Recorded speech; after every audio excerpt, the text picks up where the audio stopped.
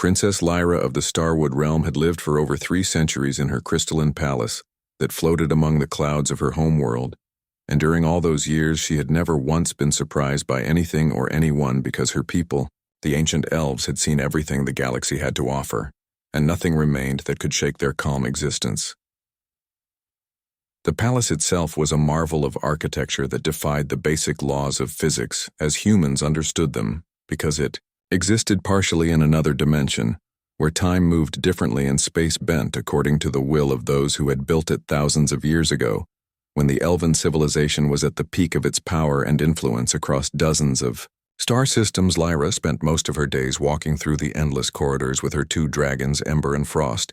who had been her companions since they hatched from crystalline eggs over 200 years ago, and the 3 of them had formed a bond so deep that they could communicate without words, just through feelings and shared thoughts that passed between their minds.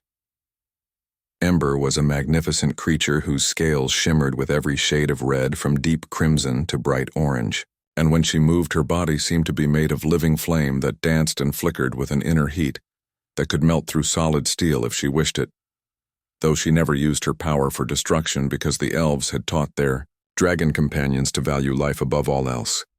Frost was completely different in appearance, with scales that looked like they were carved from pure ice,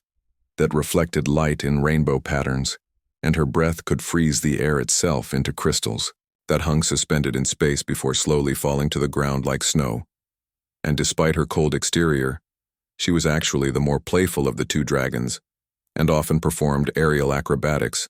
just to see Lyra smile. On this particular night, the 3 moons of their planet hung low in the sky, casting triple shadows across the floating gardens that surrounded the palace, and Lyra had retired early to her chambers, feeling a strange restlessness that she could not explain, even though nothing in her carefully ordered life had changed. She lay down on her bed, which was woven from threads of pure moonlight that had been captured and solidified through ancient elven techniques that no other race had ever managed to replicate, and the bed conformed perfectly to her body, providing comfort beyond anything physical. Materials could achieve. Ember and Frost curled up at the foot of the bed, as they did every night, with their massive bodies taking up most of the floor space in the large chamber, and their breathing soon fell into a synchronized rhythm that created a gentle humming sound that normally helped Lyra fall asleep within minutes. But tonight, sleep came slowly, and when it finally arrived, it brought strange dreams of fire falling from the sky and metal ships crashing into the gardens, and voices speaking in languages she had never heard before, and faces that looked almost like her own people, but subtly different in ways she could not quite identify. The dreams shifted and changed, showing her a planet covered in blue oceans and green continents where millions of short-lived beings built cities that reached toward the stars, even though they had barely learned to leave their own atmosphere, and these beings fought endless wars and struggled with diseases and died after living for less than a single century. Lyra saw one of these beings in particular, a female with brown hair and determined eyes, who stood on the bridge of a primitive spacecraft looking at star charts with an expression of pure wonder and determination mixed together in equal measure. And somehow Lyra knew that this being was important, though she did not understand why. The dream faded, and Lyra drifted into deeper sleep, where even dreams could not reach her, and the palace grew silent except for the soft breathing of the dragons and the gentle sound of waterfalls flowing upward in the gardens outside. Ember was the first to wake several hours later, when the 3 moons had moved across the sky and were now hanging on the opposite horizon, and the dragon raised her massive head, sniffing the air, because something had changed in the atmosphere around the palace. Frost opened one golden eye and tasted the air with her forked tongue, and she too sensed that something unusual had entered their domain, and the 2 dragons exchanged a silent communication through their bond before Ember let out a low rumble that was barely audible but carried a note of warning. Lyra stirred in her sleep, but did not wake fully because the sound was not loud enough to break through her slumber, and the dragons remained still, not wanting to alarm their princess over what might be nothing more than a wild creature wandering too close to the palace grounds. But then they heard a sound that had not echoed through these halls in over 300 years, since the last time a visitor had come to seek an audience with the royal family. And it was the sound of someone knocking, gently but firmly, on the main gate of the palace. The knock came again 3 times in succession with a pattern that suggested politeness and respect, rather than demand or aggression, and Ember rose to her feet, while Frost moved to stand beside. Her sister and both dragons stared toward the direction of the gate with their heads tilted in curiosity. Lyra finally woke as the third knock faded into silence, and she sat up slowly, pushing her long silver hair back from her face, and her violet eyes opened wide with confusion, because she knew immediately that this was not a dream, and someone was actually standing outside her personal residence, without any prior announcement or royal summons. The princess rose from her bed, and the moonlight threads unwove themselves and reformed into flowing robes that draped around her body. And she walked barefoot across the crystal floor that was always perfectly warm, no matter what the temperature outside might be. Ember and Frost moved to flank her on either side, and their presence gave her confidence even though she felt no real fear, because what could possibly threaten someone who had lived for 3 centuries and commanded powers that most beings could only dream of possessing together? The 3 of them walked through the silent corridors, and Lyra could see through the translucent walls that made up most of the palace structure, and she caught glimpses of a figure standing outside the main gate, wearing some kind of bulky protective suit that looked primitive and crude compared to the elegant technology her people used. As they got closer, Lyra could see that the figure was relatively small, perhaps only slightly taller than herself, and the suit appeared to be designed for protection against hostile environments, which made sense because the atmosphere around her palace was not breathable for most species, except the elves and their dragon companions. The princess reached the main entrance hall, which was a vast circular chamber, with walls that curved up and over to form a dome that showed the night sky above as clearly as if there were no roof at all. And in the center of the far wall stood the massive gate that had remained closed for 3 centuries. Lyra approached a communication crystal that was embedded in the wall near the gate, and she placed her hand on its smooth surface, activating it with a thought. And her voice echoed through the crystal and out through a matching crystal on the other side of the gate. She spoke in the formal dialect of her people, asking who would dare to disturb the royal sanctuary at such an hour, and demanding to know what business could possibly be so urgent that it could not wait for proper diplomatic channels to be established. There was a moment of silence, and then a voice answered, speaking in broken but understandable Elvish with an accent that Lyra had never heard before, and the voice belonged to a female who sounded tired and stressed, but also determined and respectful. The stranger introduced herself as Commander Kate Morrison from a planet called Earth, and she apologized profusely for the intrusion, but explained that her small research vessel had been caught in an unexpected meteor storm and had suffered critical damage to its main engines and life support systems. Kate continued explaining that she had managed to pilot the damaged ship through the atmosphere following emergency landing protocols that had guided her to the nearest structure that showed signs of advanced civilization, and her crew of 4 was in desperate need of shelter and medical assistance. Lyra felt her 2 hearts skip a beat at the mention of Earth, because even though her people rarely paid attention to the younger races of the galaxy, everyone had heard rumors about the humans and their seemingly impossible determination to explore space. Despite having barely developed faster than light travel only 2 generations ago, the ancient laws of her people were clear and absolute, and they demanded that sanctuary be offered to any traveler in genuine distress regardless of their species or origin or political affiliation, because the elves believed that the measure of a civilization was how it treated those who were weak and vulnerable. But Lyra had never expected to actually face this law with real visitors standing at her gate, and certainly not with humans who were supposed to be on the other side of the galaxy conducting their primitive exploration missions far away from elven territory. She stood silent for a long moment, weighing her options, while Ember and Frost watched her with their intelligent eyes. And finally, she made her decision because the law was the law, and her personal convenience did not matter when lives were at stake. Lyra spoke a command word in the ancient language, and the massive gates began to open, slowly splitting down the middle and swinging inward like. The gates finished opening, and Kate Morrison stepped forward into the light, removing her helmet with hands that trembled slightly from exhaustion. And Lyra got her first clear look at a human face, and was surprised to see how similar it was to her own people, with 2 eyes, a nose, and a mouth arranged in almost the exact same pattern. The main differences were immediately obvious because Kate had shorter, rounded ears instead of the long, pointed ones that all elves possessed, and her face showed signs of stress and fatigue that no elf would display even after days without sleep. And there were small lines around her eyes that spoke of a life spent squinting at bright lights and worrying about problems. Kate had brown hair that was cut short in a practical style, and her eyes were a deep green color that reminded Lyra of the forests that grew in the lowlands of her planet. And despite the obvious exhaustion, the human woman stood straight and met the princess gaze directly, without fear or arrogance. Behind Kate, 3 more humans emerged from the shadows, and they all wore the same type of bulky environmental suits and carried small packs that probably contained emergency supplies and personal belongings that they had managed to salvage from their damaged ship.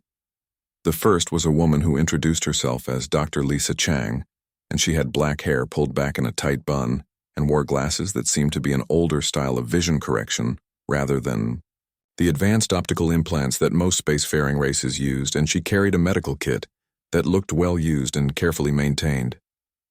The second was another woman named Amy Rodriguez, who explained that she was the pilot responsible for getting them safely to the ground, and she had darker skin than the others, and moved with a slight limp that suggested she had been injured during the emergency landing, and her left arm was held close to her body in a way that indicated pain. The third crew member was Claire Bennett, who served as the ship engineer, and she was shorter than the others with blonde hair and bright blue eyes, and she carried what appeared to be a portable computer terminal that was still connected to her suit by several cables, and she seemed reluctant to let go of the device. Ember and Frost moved forward, slowly approaching the humans with their massive heads lowered to sniff at these strange visitors,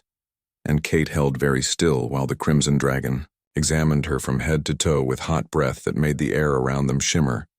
With heat, Frost was more playful, and she moved past Kate to investigate Lisa and Amy and Claire, and the Ice Dragon made a sound that was almost like a purr as she examined each human in turn, and her breath created small clouds of frozen mist that sparkled in the palace light. Lyra watched the interaction carefully, looking for any signs of aggression or hostility from either the humans or her dragons, but she saw only curiosity on all sides and perhaps a bit of wonder in the humans' eyes, as they realized they were standing in the presence of creatures they had probably only read about in ancient legends. The princess spoke in the common galactic language that most species used for trade and diplomacy, asking if all of the crew members were ambulatory and capable of walking to the guest chambers, or if anyone required immediate medical attention before they could proceed further into the palace. Kate responded in the same language, though her accent was thick, and her grammar was occasionally incorrect,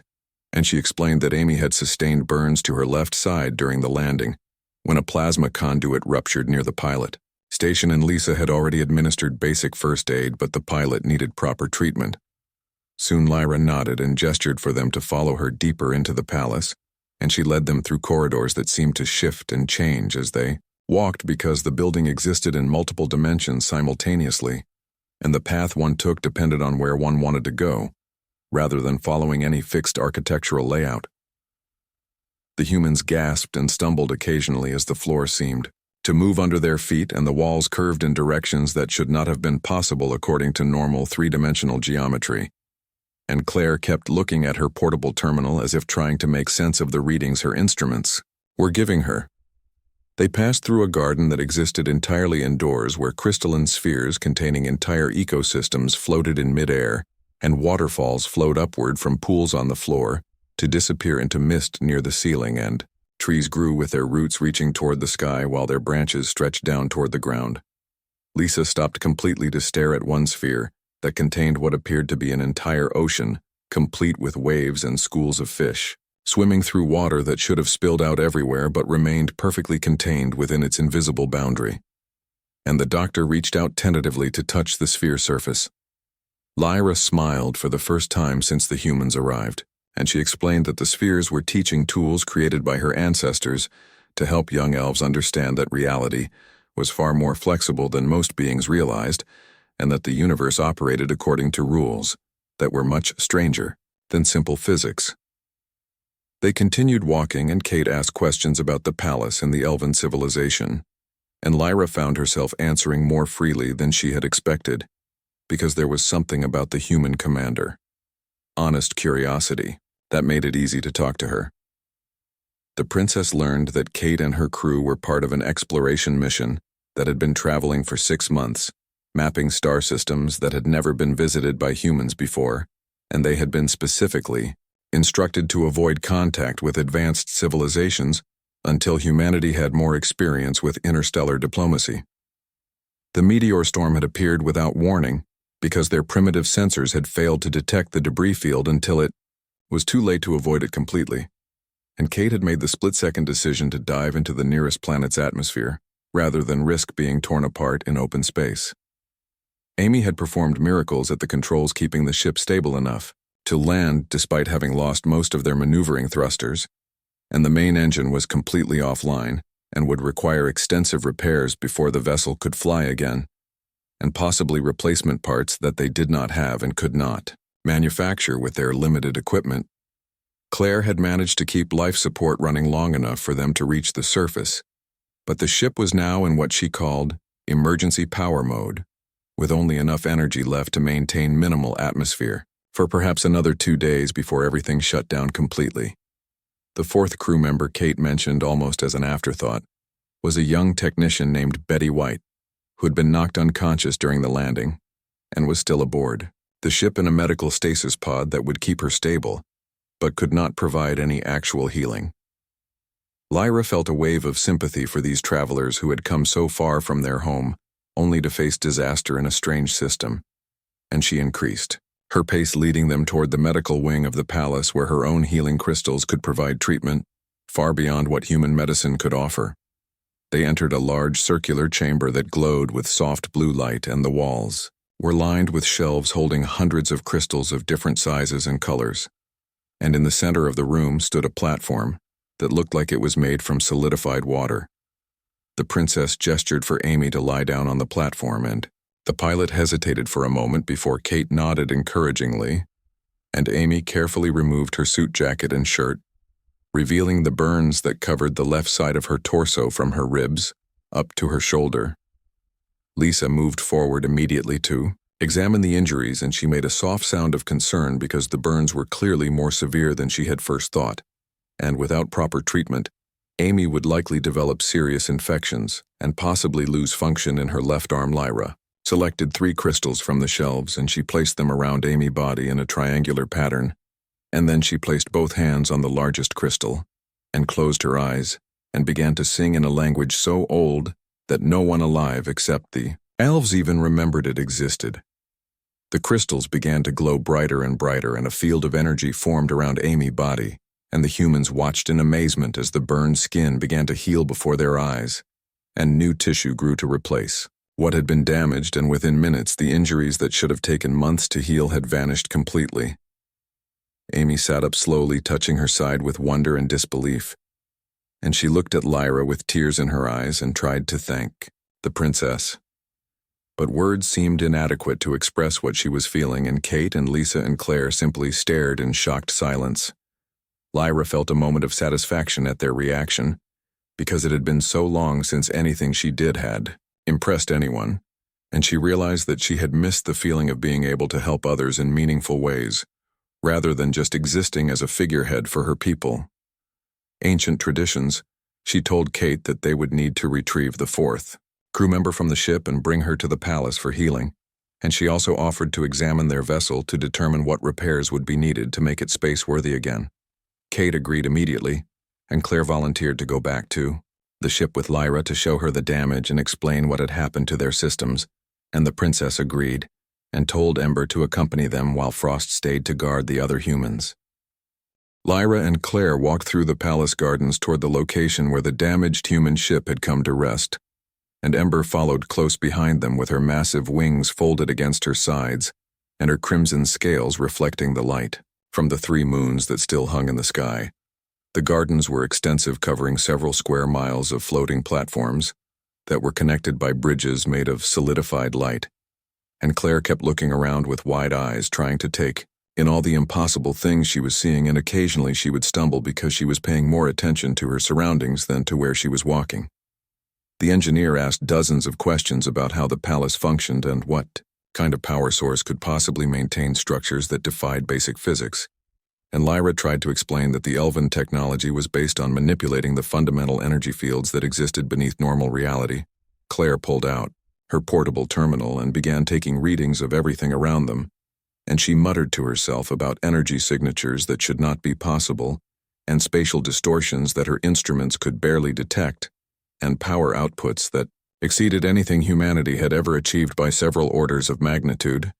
They reached the edge of the gardens where the floating platforms gave way to solid ground, and there, in a cleared area that was normally used for landing visiting spacecraft, sat the human research vessel, and it looked even more damaged than Lyra had expected.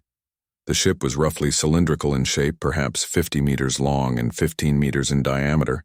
and it appeared to be constructed from metal alloys that were strong but relatively primitive compared to the materials the elves used, and scorch marks covered most of the hull, where atmospheric friction had burned away. Protective coatings. One entire side of the vessel was crumpled inward as if something massive had struck it, and several of the external sensor arrays were missing or hanging by cables, and the main engine housing at the rear showed signs of catastrophic failure, with metal twisted and melted from intense heat. Claire approached the ship and placed her hand on the hull with an expression of sadness and affection, like someone touching an injured friend. And she explained that this vessel had been her responsibility for the entire mission,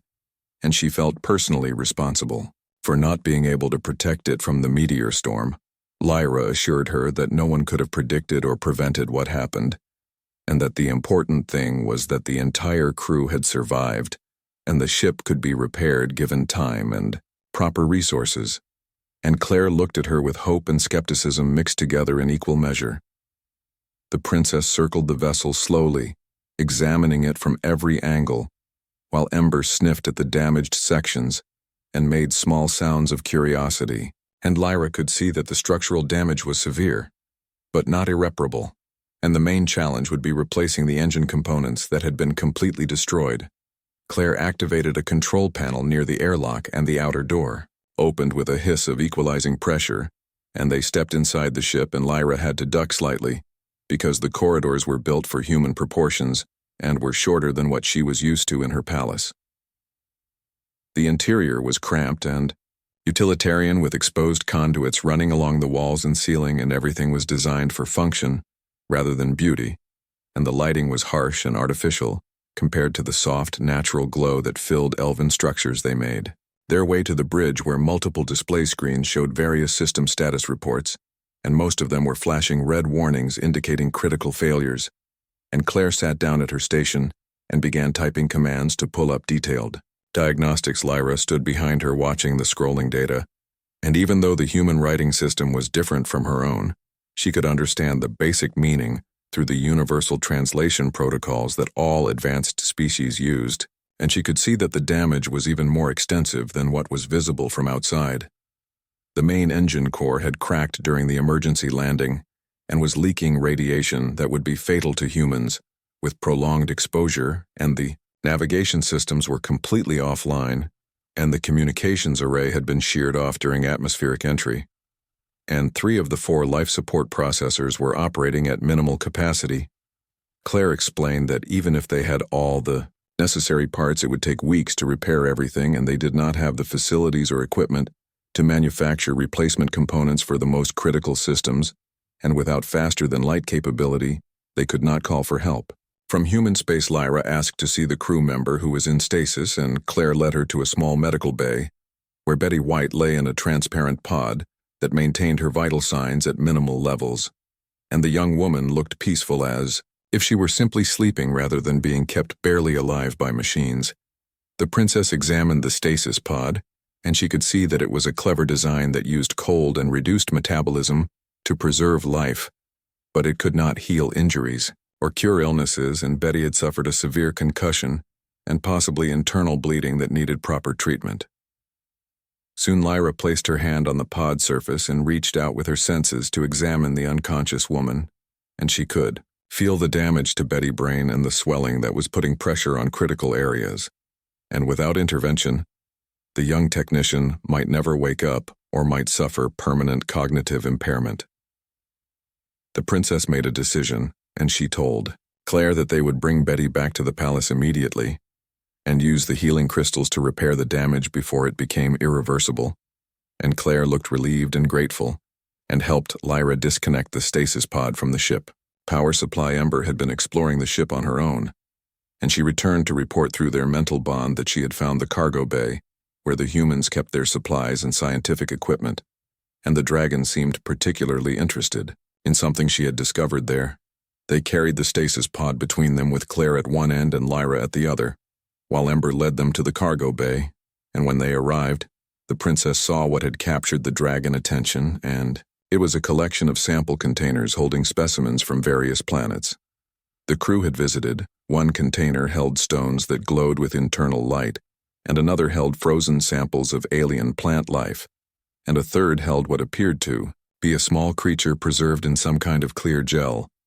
And Ember was fascinated by a container that held crystalline structures that resembled dragon scales.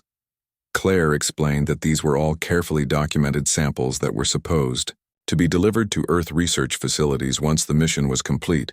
and they represented months of work collecting and cataloging biological and geological specimens from unexplored star systems.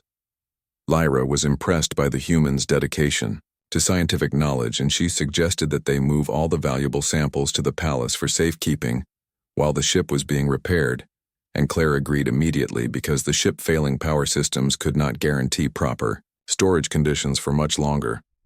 They spent the next hour carefully moving containers and equipment from the ship to a cargo platform that Lyra summoned with a gesture, and the platform floated beside them, accepting each item they placed on it and adjusting its position to maintain perfect balance.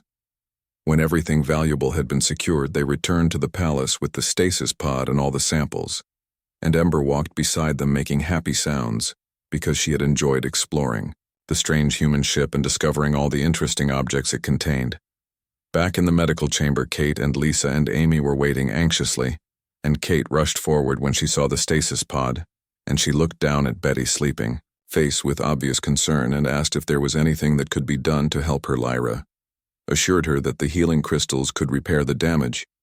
but it would take longer than the simple burns that Amy had suffered because brain injuries were more complex and required careful attention to avoid causing additional harm while restoring normal function. The princess had Frost help her move Betty from the stasis pod to the healing platform, and then she selected a different set of crystals than she had used before, and arranged them in a more complex pattern that formed a six-pointed star around the unconscious woman. Lisa watched with professional interest, asking questions about how the crystals worked and what kind of energy they used, and Lyra tried to explain that the crystals did not generate energy themselves, but rather focused and directed the natural healing energy that existed in all living things. The doctor was skeptical because human medicine was based on chemistry and biology, and did not recognize any such thing as healing energy. But she remained silent as Lyra began the process and placed her hands on the largest crystal and started singing in that ancient language again. The crystals glowed, and a field formed around Betty's body, but this time it was different from before, and the light pulsed in waves that seemed to match the rhythm of Lyra's song, and the healing was slower and more deliberate as the energy carefully worked to reduce swelling and repair damaged tissue. Over the following days, the palace that had been silent for 300 years came alive with activity and conversation, as the humans settled into their guest chambers and began exploring their surroundings with insatiable curiosity and wonder that reminded Lyra of how her own people had been thousands of years ago. Kate spent most of her time with Lyra discussing the political and social structures of their respective civilizations, and the princess learned that humanity was still fragmented into hundreds of different nations and groups that sometimes cooperated and sometimes competed, and this seemed incredibly inefficient compared to the unified elven government. But Kate explained that humans valued independence and diversity and believed that having multiple perspectives and approaches to problems made their species stronger, even if it sometimes led to conflicts and disagreements that had to be resolved through negotiation and compromise. The commander told stories about Earth history, and Lyra was horrified to learn about the wars and diseases and famines that had plagued humanity throughout their existence. And yet somehow, instead of being destroyed by these challenges, the humans had grown stronger and more determined. With each crisis they survived, Kate described how her own ancestors had fled religious persecution and crossed an ocean in primitive wooden ships with no guarantee they would survive the journey, and how later generations had fought for independence from distant rulers and then fought again to end slavery and secure equal rights for all people. The princess found it difficult to understand how beings who lived such short lives could accomplish so much, and Kate smiled sadly and explained that maybe it was because humans knew their time was limited, that they felt such urgency to make their lives matter and leave something behind for future generations. Lisa spent her time studying the healing crystals and trying to understand the principles behind their operation, and she filled dozens of notebooks with observations and measurements and theoretical calculations, even though she admitted that most of what she was seeing defied the scientific knowledge humanity had accumulated. The doctor was particularly interested in the way the crystals seemed to respond to Lyra intentions, rather than following programmed instructions, and this suggested that consciousness itself might play a role in how the healing energy worked, and Lisa was determined to figure out if human doctors could learn to use similar techniques. Lyra allowed her to observe several healing sessions, and even let her hold one of the smaller crystals, while the princess guided her through the mental exercises required to connect with the stone. And Lisa reported feeling a warmth and tingling sensation that seemed to flow through her hands.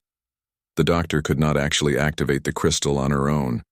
because that required training and practice that took elven children decades to master.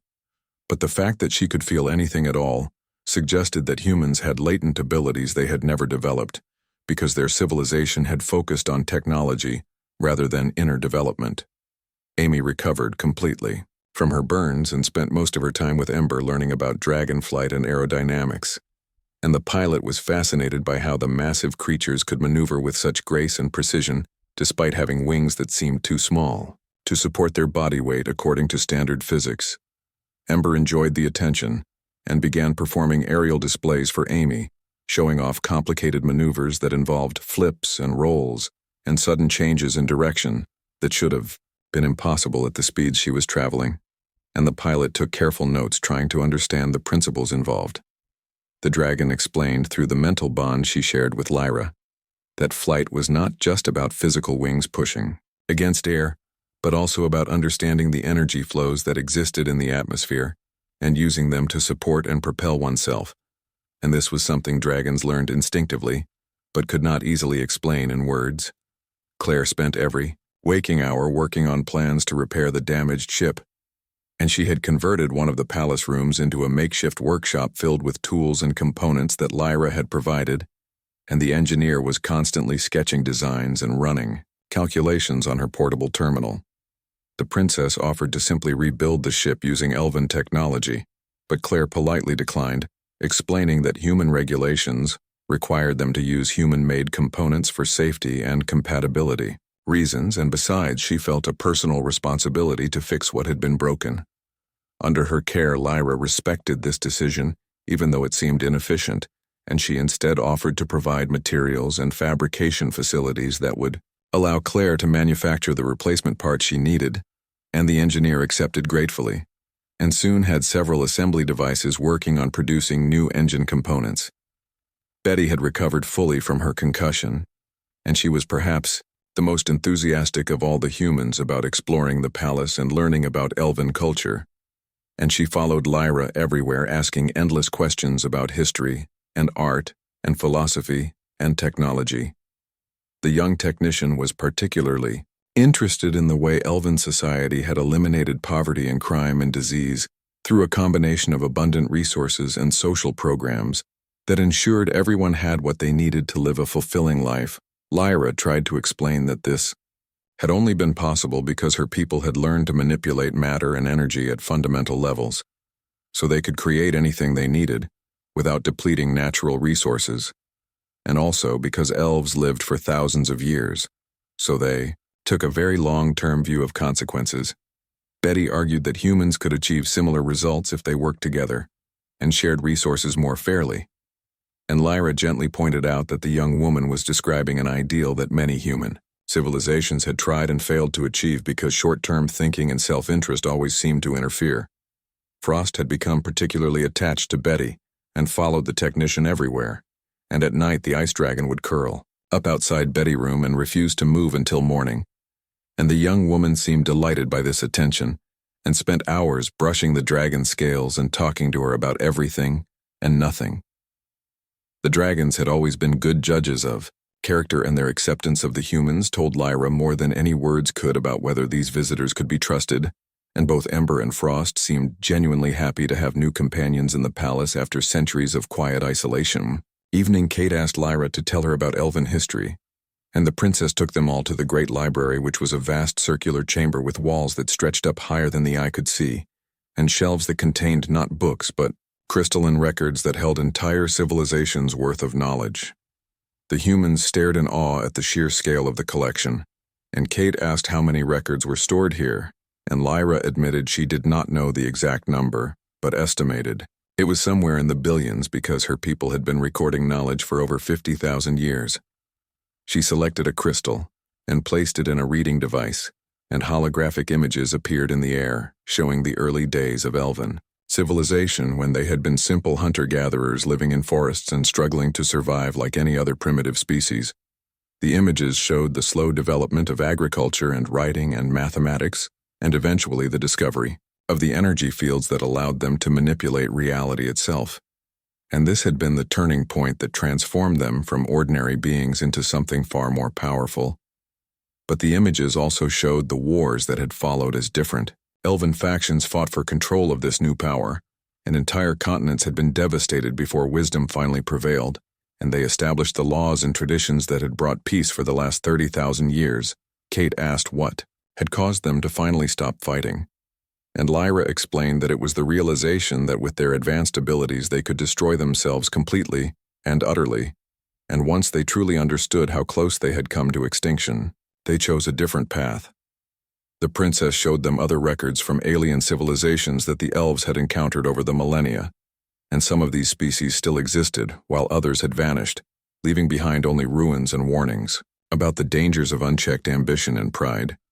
She showed them one particularly tragic example of a race that had achieved incredible technological advancement, but had failed to develop wisdom and compassion, and they had eventually turned their weapons on themselves in a conflict so devastating that it sterilized their entire planet. Lisa asked if the elves had tried to prevent such disasters, and Lyra admitted that in the early days, her people had attempted to guide younger races, but they discovered that interference often made things worse because civilizations had to learn certain lessons through their own experience. The doctor argued that surely some intervention was better than letting entire species destroy themselves, and the princess acknowledged this was a difficult philosophical question that elven society still debated, and there was no easy answer. Kate grew quiet and thoughtful, and finally asked if Lyra believed humanity was heading towards similar disaster. And the princess considered carefully before answering that humans seemed to have an unusual quality that she had not seen in other young races. The final weeks passed more quickly than anyone wanted, and Claire completed the last of the major repairs with help from fabrication equipment that the elves had provided, and the human ship was now fully functional and ready to make the long journey back to Earth-controlled space. Kate conducted final system checks and confirmed that all critical systems were operating within acceptable parameters, and the communications array had been rebuilt and tested, and they would be able to send messages home as soon as they cleared the planetary atmosphere and reached a position where the signal would not be blocked. Lisa carefully packed all the samples they had collected along with extensive notes about elven healing techniques and observations about the dragons, and she knew that the scientific community back on Earth would spend years analyzing everything she was bringing back, and probably would not believe half of it. Amy ran through flight simulations to make sure she remembered how to handle the ship properly after weeks of not flying, and she also practiced emergency procedures because their experience with the meteor storm had taught her that disaster could strike without warning, and preparation was the only defense. Betty seemed the most reluctant to leave, and she spent her final days taking recordings of everything in the palace and conducting long interviews with Lyra about elven philosophy and culture and history, and the young technician filled dozens of data storage devices with information that would keep human scholars busy for generations. Claire presented Lyra with a gift that she had made in secret during the previous weeks,